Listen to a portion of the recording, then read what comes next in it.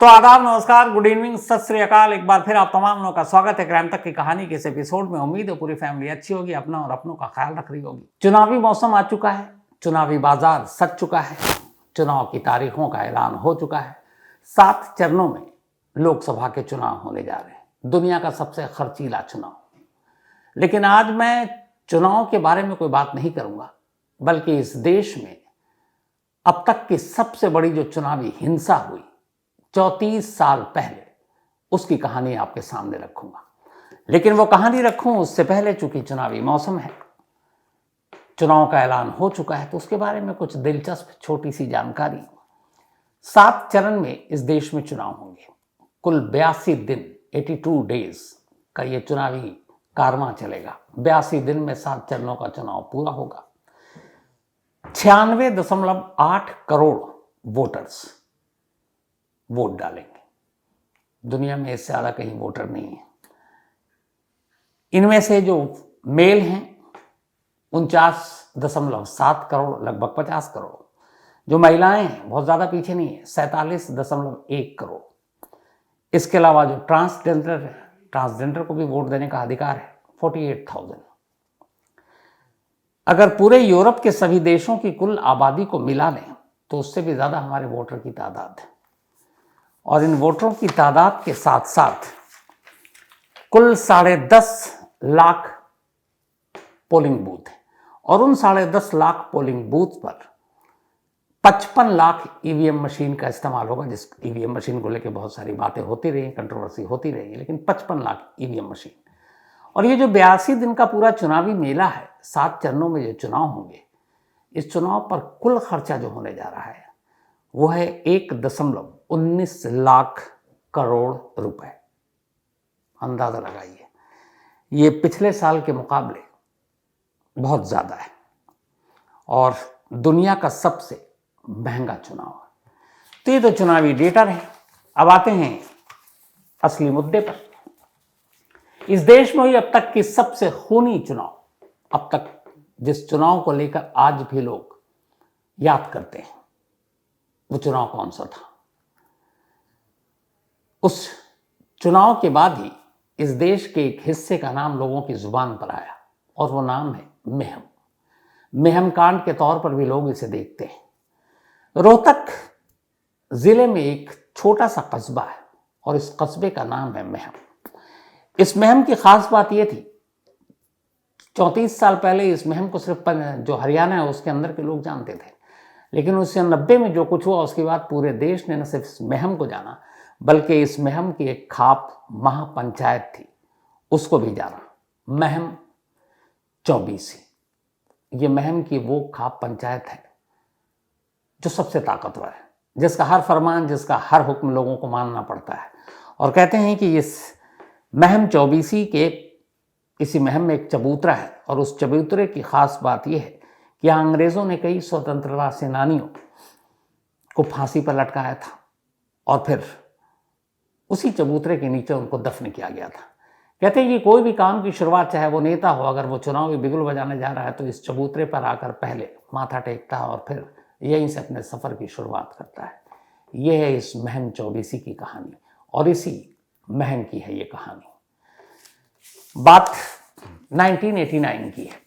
तब देश में बहुत कुछ बदल गया था, और राजनीति, क्योंकि 1989 में जनता दल ने इस देश में पहली बार सरकार बनाई। उससे पहले राजीव गांधी की सरकार थी, 404 सीटें। इंदिरा गांधी की मौत के बाद एक लहर थी और उसमें 404 सीटें लेकर आई। लेकिन 89 का जब चुनाव हुआ, उससे पहले मंडल कमीशन और बहुत सारी चीजें थी। तो 89 के चुनाव में सब कुछ पलट गया। कांग्रेस 404 सीट से सीधे 197 पर आ गई, जबकि जनता दल, जिसकी अगुवाई कर रहे थे वीपी सिंह, चंद्रशेखर जैसे लोग थे, जनता दल को 143 सीटें मिली। तो बहुमत न कांग्रेस के पास थी न जनता दल के पास, लेकिन लेफ्ट के पास 43 सीटें थीं और बीजेपी के पास 85 सीटें। तो लेफ्ट और बीजेपी ने जनता दल को बाहर से सपोर्ट कर दिया, और उस सपोर्ट की वजह से जनता दल की केंद्र में सरकार बन गई और प्रधानमंत्री बने वीपी सिंह। 2 दिसंबर 1989 को वीपी सिंह ने प्रधानमंत्री पद की शपथ ली। राजीव गांधी विपक्ष के नेता बने। तब हरियाणा में देवीलाल चौधरी देवीलाल वो मुख्यमंत्री हुआ करते थे और उनकी अपनी एक लोकदल पार्टी हुआ करती थी, इंडियन नेशनल लोकदल, जिसके वो अध्यक्ष थे। तो हरियाणा के उस वक्त मुख्यमंत्री थे, लेकिन सेंटर में जब सारी चीज़ें बदली तो चौधरी देवीलाल ने हरियाणा के मुख्यमंत्री पद से इस्तीफा दे दिया और वो वीपी सिंह की सरकार में शामिल हो गए डिप्टी प्राइम मिनिस्टर के तौर पर। उप प्रधानमंत्री बने थे वो, उस वक्त बड़े चर्चा में भी रहे थे देवीलाल। तो देवीलाल अब हरियाणा के मुख्यमंत्री पद से इस्तीफा देकर दिल्ली आ गए, उप प्रधानमंत्री बन गए। अब हरियाणा के मुख्यमंत्री की कुर्सी खाली हो गई, अब उनकी जगह राजपाट कौन संभाले? तो देवीलाल ने अपने उत्तराधिकारी के तौर पर अपने बेटे ओम प्रकाश चौटाला को सारा राजपाट सौंप दिया। 20 फरवरी 1989 को ओम प्रकाश चौटाला हरियाणा के मुख्यमंत्री बन गए। लेकिन चूंकि ये सब कुछ अचानक हुआ, उस वक्त ओम प्रकाश चौटाला विधानसभा के सदस्य ही नहीं थे, उन्होंने चुनाव लड़ा नहीं था, तो अब मुख्यमंत्री बन गए। तो नियम ये कहता है और संविधान ये कहता है कि अगले 6 महीने के अंदर अंदर आपको सदन का सदस्य बनना पड़ेगा, यानी विधानसभा का चुनाव लड़ना पड़ेगा। अब बड़ा आसान था उस वक्त, क्योंकि देवीलाल जिस विधानसभा सीट से जीत रहे थे वो जनता दल के हिसाब से उनकी बड़ी सेफ सीट थी, बहुत ही सुरक्षित, और वो सीट थी महम। देवीलाल लगातार 3 बार 1982, 1985 और 1987 से इसी सीट से विधायक बनते आ रहे थे। तो माना जाता था कि ये चौटाला परिवार यानी देवीलाल का पूरा परिवार और जनता दल का ये गढ़ है महम, और यहाँ से कोई और पार्टी जीत ही नहीं सकती है। तो ये सबसे सेफ सीट थी। तब ये हुआ कि 6 महीने के अंदर अंदर विधायक बनना है, तो ओम प्रकाश चौटाला ने महम सीट से ही चुनाव लड़ने का फैसला कर लिया। अब उपचुनाव की तारीख तय हुई, उन्हें लगा आसान है बड़ा रास्ता। लेकिन तभी इस कहानी में एक ट्विस्ट आ गई।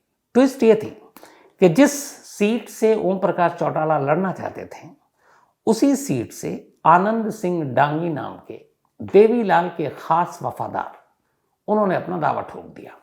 अब आनंद सिंह डांगी की कहानी यह है कि ये देवीलाल कभी इनको अपना 5वां पुत्र मानते थे, 5वां बेटा, और महम से जब भी उन्होंने 3 बार 82, 85, 87 में देवीलाल ने चुनाव जीता, तो उस चुनाव का पूरा कमान सब कुछ आनंद सिंह डांगी के हाथ में था, और उन्होंने महम में उनके लिए बहुत काम किया। इसी से खुश होकर देवीलाल न सिर्फ उन्हें अपना 5वां बेटा मानते थे, बल्कि उनको अलग अलग पोस्ट पर भी बिठाया। वो हरियाणा कर्मचारी चयन आयोग के चेयरमैन भी थे, जो नौकरियों में लोगों को रखने का जो एक बड़ा काम होता है वो क्या करते थे। लेकिन इसी दौरान में कहते ये है कि उस वक्त ओम प्रकाश चौटाला ने कुछ लोगों की लिस्ट भेज दी थी आनंद सिंह डांगी के पास कि इनको आप नौकरी पर रख लीजिए, लेकिन डांगी ने मना कर दिया। इससे दोनों के बीच में थोड़ी सी तकरार हो गई और फिर रिश्ते खराब होने शुरू हुए। लेकिन असली खराब हुए जब देवीलाल दिल्ली पहुंच गए उप प्रधानमंत्री बनकर, और राजपाट दिया बेटे को, और अब बेटे मुख्यमंत्री बन गए और महम सीट से चुनाव लड़ने जा रहे हैं। अब आनंद सिंह डांगी ने उसी सीट से पर्चा भर दिया, समझाया गया। लेकिन उनके साथ एक प्लस पॉइंट था। आनंद सिंह डांगी को जो महम की जो पंचायत थी, महम 24, उस महम 24 का वरदान था। महम 24 पंचायत ने यह फैसला सुनाया कि उनका कैंडिडेट आनंद सिंह डांगी होगा, और कहते हैं कि जो महम 24 पंचायत जो फैसला करती है वही सबसे ऊपर होता है। यहाँ तक कि देवीलाल 3 बार जब जीते तो महम 24 ने ये फरमान जारी किया था। तो महम 24 ने चौटाला की जगह आनंद सिंह डांगी के नाम पे समर्थन दे दिया। देवीलाल तक बात पहुंची, देवीलाल ने कहा हम बात करेंगे, लेकिन कहा गया कि वो सारे पंचायत के तो वही लोग हैं। तो फिर देवीलाल ने गुस्से में कह दिया था कि हम इस पंचायत के फैसले को नहीं मानते और ओम प्रकाश चौटाला लड़ेंगे। अब ये लड़ाई हो गई वर्चस्व की। एक तरफ हरियाणा का एक मुख्यमंत्री, एक तरफ सेंटर का डिप्टी प्राइम मिनिस्टर, और एक आनंद सिंह डांगी जिसको सिर्फ एक पंचायत का समर्थन हासिल है। बात ईगो की थी। उपचुनाव की तारीख तय हुई। 27 फरवरी 1990 को अब महम में वोटिंग होनी थी। पावर चौटाला के पास, सारी सरकारी मशीनरी पुलिस उनके पास, और उस वक्त उनके बेटे अभय सिंह चौटाला, उनका भी बड़ा दबदबा। तो जब ये 27 फरवरी 1990 को महम में वोटिंग हुई, उस दिन से पहले 26 फरवरी तक महम का इतना नाम हरियाणा के बाहर नहीं था। लेकिन 27 फरवरी के बाद पूरे देश ने महम को जाना। उसकी वजह ये थी कि इस वोटिंग में जमकर धांधली हुई, बूथ कैप्चरिंग हुई, एक दूसरे पर हमला किया गया, सरकारी मशीनरी का इस्तेमाल हुआ, पुलिस ने लोगों पर गोली चलाई, आनंद सिंह डांगी के समर्थक जो आ रहे थे बूथ तक उनको रोका गया। और ये सारी चीज़ों को लीड उस वक्त के जितने आयोग हैं बाद में, उनका इल्ज़ाम ये था कि ओम प्रकाश चौटाला के बेटे अभय सिंह चौटाला और उनके लोग कर रहे थे। तो इस बूथ कैप्चरिंग और इन सारी चीज़ों को लेकर बड़ा उस वक्त वायलेंस हुआ, मीडिया के साथ भी हाथापाई हुई। तो खैर मुहिम में वोटिंग तो पड़ गई, लेकिन जो इलेक्शन कमीशन के वहाँ पे नुमाइंदे थे उन्होंने पाया कि इस इलेक्शन में कम से कम 8 बूथ पर धांधली हुई है, और उन्होंने इसीलिए जिन जिन बूथ पर हिंसा हुई और धांधली हुई उन 8 बूथों पर दोबारा से चुनाव कराने का ऐलान कर दिया इलेक्शन कमीशन ने, चुनाव आयोग ने। अब जब चुनाव आयोग ने 8 बूथों पर चुनाव कराने का फिर से ऐलान किया, तब ये हुआ कि अगली बार ज़्यादा सुरक्षा होगी, बेहतर तरीके से चुनाव होगा, लेकिन ऐसा हुआ नहीं। जो 8 बूथों पर चुनाव होना था वहाँ और ज़्यादा हिंसा हुई, खूब बूथ कैप्चरिंग हुई, लूटमार हुई, दूसरे पार्टी के समर्थकों को वोट डालने के लिए पोलिंग बूथ तक जाने से रोका गया। और ख़ासतौर पर आनंद सिंह डांगी जो चौटाला के खिलाफ उनके सबसे बड़े उस वक्त विरोधी थे, उनके लोगों को रोका गया और ऐसे ही कुछ बूथों पर गोलीबारी हो गई। कहते हैं कि अभय सिंह चौटाला अपने लोगों के साथ घूम रहे थे और पुलिस थी, और पुलिस ने भी गोली चलाई।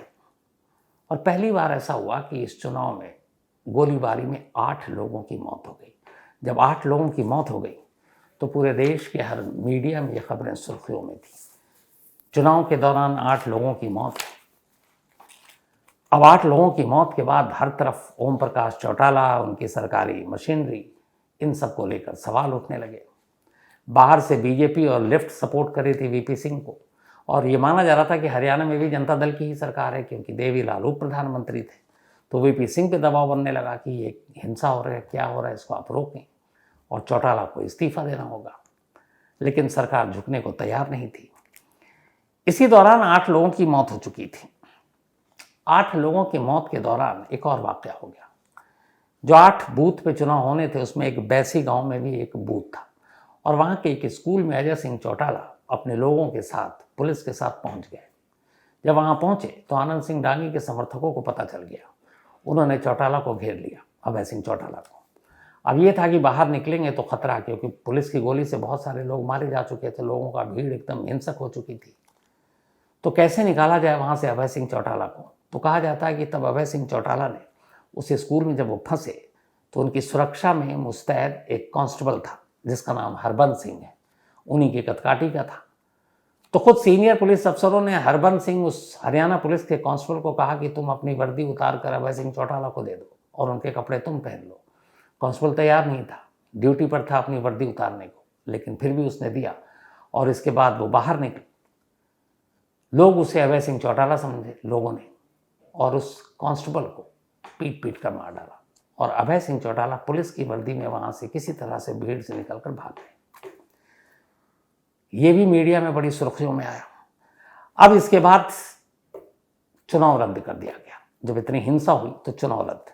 चुनाव आयोग ने अब दूसरी बार फिर से दोबारा उपचुनाव कराने की तारीख का ऐलान किया, और दूसरी बार हुआ कि 21 मई 1990 को ये चुनाव होगा। अब 21 मई 1990 को जब चुनाव होगा, मामला इतना गर्म हो चुका था, चौटाला को समझाया गया, ओम प्रकाश चौटाला को, कि आप मेहम छोड़कर किसी और सुरक्षित सीट से लड़ लें, लेकिन उन्होंने इसको एक तरह से अपना इशू ईगो बना लिया था कि नहीं, मेहम से ही जीतेंगे।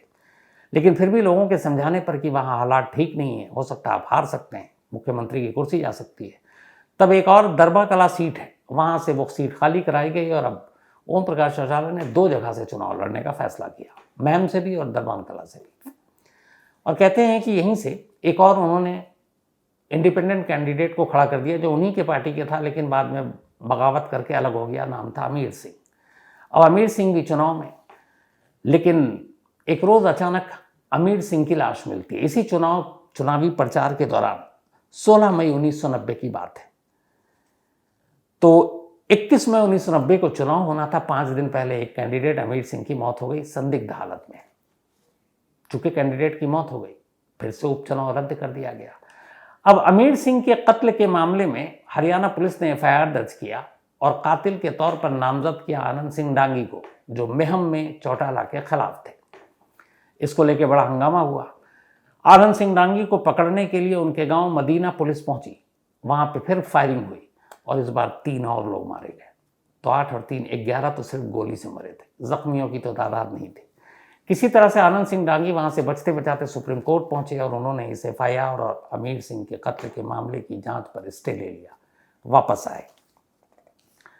लेकिन हिंसा थमी नहीं थी। मेहम को लेके बहुत से हर तरफ गुस्सा था। तो चौटाला पर दबाव पड़ा तो उन्होंने एक पंजाब एंड हरियाणा हाईकोर्ट के रिटायर्ड जज को एक इंक्वायरी सौंप दी इस हिंसा और अमीर सिंह के मामले में। इधर बाद में VP सिंह सरकार ने सुप्रीम कोर्ट के एक जज, जो इस पूरे हिंसा हुई और जो मौत हुई उसको लेकर उन्होंने इंक्वायरी कमीशन बैठा दी। तो जब वो इंक्वायरी कमीशन बैठी तो वो जो इंक्वायरी कमीशन सुप्रीम कोर्ट के जरिए बैठाई गई थी, उसके जो रिटायर्ड जस्टिस थे उन्होंने थोड़े दिन के बाद खुद ही इस्तीफा दे दिया और कहा कि हरियाणा सरकार हमारी जांच में मदद नहीं कर रही है, इसलिए मैं इस्तीफा देता हूं। बात आई गई हो गई। फिर वक्त बीता। अब इस दौरान में राजीव गांधी और सेंट्रल में चुके वो विपक्ष में थे, उन्होंने महम का पूरा ये मुद्दा उठाया और आनंद सिंह डांगी से बातचीत भी की। तब तक 2 बार उपचुनाव रद्द हो चुका था। उसके बाद 1991 जनरल इलेक्शन आ गया। जनरल इलेक्शन में हरियाणा का भी चुनाव हुआ और इस बार कांग्रेस ने और राजीव गांधी ने महम सीट से आनंद सिंह डांगी को टिकट दे दिया। अब वो अभी तक वो इंडिपेंडेंट खड़े थे महम से, चूंकि उन्हें पंचायत या महम 24 का वरदान हासिल था, लेकिन इस बार कांग्रेस पार्टी ने उन्हें अपना कैंडिडेट बना लिया, आनंद सिंह डांगी को। 91 में अब तीसरी बार महम में चुनाव हुआ। 2 बार उपचुनाव रद्द हो चुके, नतीजा नहीं आया। 11 लोग मारे गए, सैकड़ों जख्मी हुए।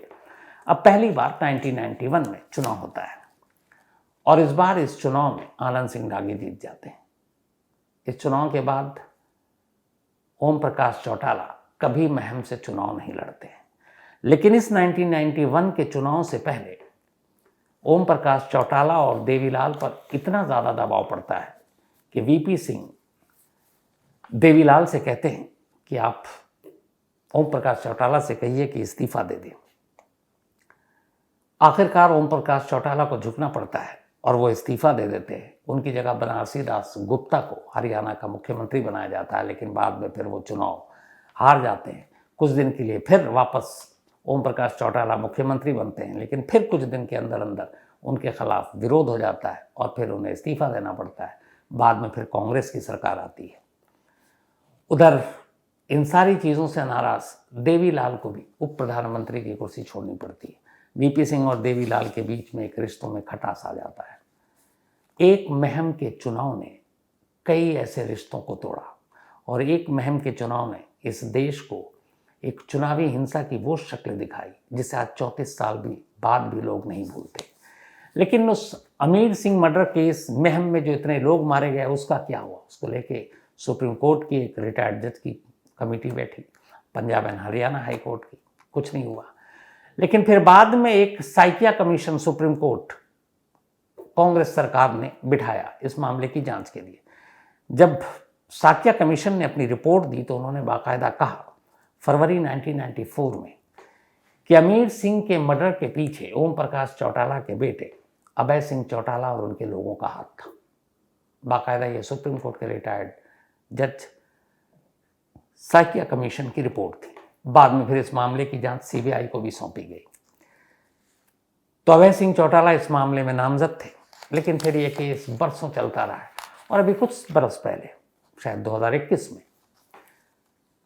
पंजाब एंड हरियाणा, बल्कि Punjab and Haryana high court नहीं बल्कि हरियाणा की लोअर कोर्ट ने अमीर चंद मर्डर केस से अभय सिंह चौटाला और उनके साथियों को बरी कर दिया, सबूतों के अभाव। बरी हो गए, लंबे वक्त के बाद राहत मिली। लेकिन महम कांड को आज भी कोई नहीं भूला है। फिर से एक बार चुनाव है, 34 बरस बीत चुके हैं, लेकिन पता नहीं क्यों जब जब चुनाव आता है तो ये महम का भूत जो है ना, एक बार फिर से अचानक सामने आ जाता है।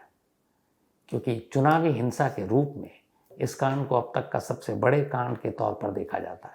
हालांकि इसके अलावा अलग अलग राज्यों में बूथ कैप्चरिंग को लेकर और बाकी चीज़ों के लेकर बहुत सारी हिंसा हुई, बहुत सारे लोगों की जान जाती है, लेकिन एक महम कांड, एक मुख्यमंत्री, एक उप प्रधानमंत्री, इन दोनों की अना और ईगो का सवाल, और उसके बाद कैसे वहाँ पर हिंसा और लोगों की मौत, ये थी वो चुनावी इतिहास की सबसे, जिसको खूनी चुनाव कहें, महम कांड की कहानी। तो कहानी में आज इतना ही। अब आपसे मुलाकात होगी कल रात 9 बजे किसी नई कहानी के साथ। तब तक अपना और अपनों का ख्याल रखिएगा। Thank you very much.